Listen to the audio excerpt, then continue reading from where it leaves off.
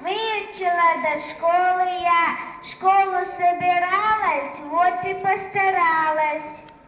Ребята волнуются, понимая важность этого дня. Некоторые уже в детсаду научились читать и писать, поэтому уже готовы грызть гранит науки. Сегодня ты в первый класс идешь? Да. Скажи, ты рад? Да. Ты готовился к 1 сентября? Да.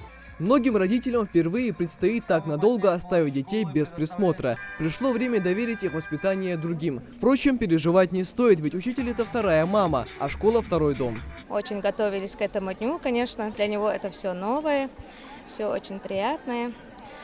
Нам тоже с учительницей тоже повезло. Очень хороший педагог Малика Султановна.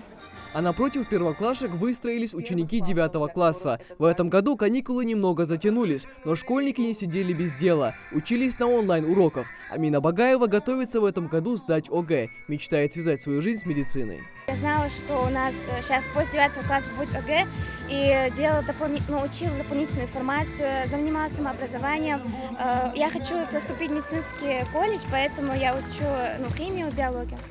Танцевальные номера и веселые сценки – обязательный атрибут праздничной линейки. А самый торжественный момент – первый звонок, приглашающий в новый этап жизни длиною в 11 лет.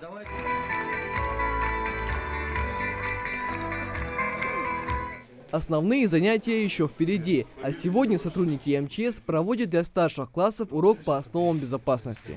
Рассказали, как надо в случае пожара действовать, в случае чрезвычайной ситуации, как действовать, как огнетушителем пользоваться в случае пожара. Ну и куда звонить, как действовать, рассказали детям.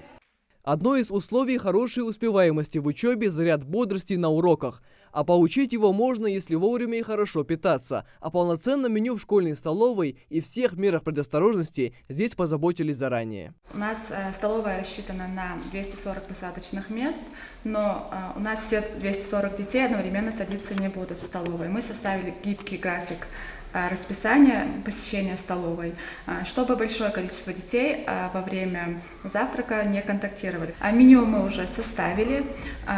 Как вы уже видели, в меню входят все самые полезные для детей продукты. Коронавирус внес большие изменения. Занятия на каждом этаже, расписание уроков и даже звонков. К таким условиям ребятам и учителям еще предстоит привыкнуть. Нами составлен гибкий график, скажем, по веерной системе. Значит, начало уроков в каждом классе будет в разное время, где-то перерывом примерно в 10 минут.